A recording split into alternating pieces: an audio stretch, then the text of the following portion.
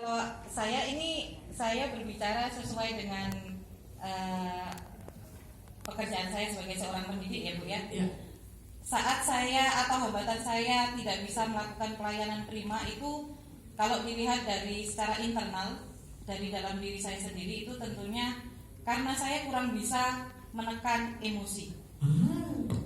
Jadi kalau saya masih menentukan patokan siswa saya harus sesuai dengan diri saya atau keinginan saya, maka saya tidak bisa melakukan pelayanan prima. Yang kedua, ini masih dari sisi diri saya sendiri. Saya masih berpikir kekurangan itu sebagai pola pikir, bukan berpikir berdasarkan aset. Jadi kalau saya melihat di sekeliling saya atau siswa saya ini anak-anak yang nakal sekali sehingga saya tidak bisa mendidiknya. Berarti yang saya lihat adalah kekurangan yang ada di sekeliling. Tapi jika saya bisa melihat bahwa anak ini nggak nakal loh, hanya dia hiper aja, dia butuh perhatian dari saya, maka saya pun akan bisa memberikan pelayanan yang prima atau baik. Jadi yang perlu dirubah atau hambatan yang ada di internal itu di diri kita sendiri. Bagaimana mindset kita, bagaimana cara kita menjaga hati kita dalam bekerja. Sedangkan untuk eksternalnya, ini yang pasti sarana prasarana. Tapi itu menurut saya tidak bisa dijadikan tolak ukur yang utama, Bu.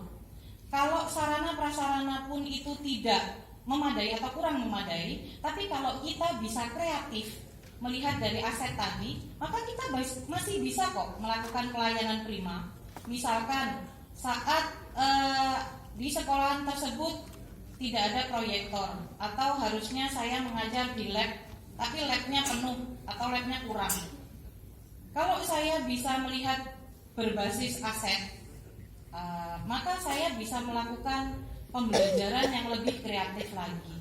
Misalkan anak-anak saya ajak ke alam atau ke lingkungan sekitar, ke masyarakat, agar mereka bisa belajar langsung di kehidupan nyata.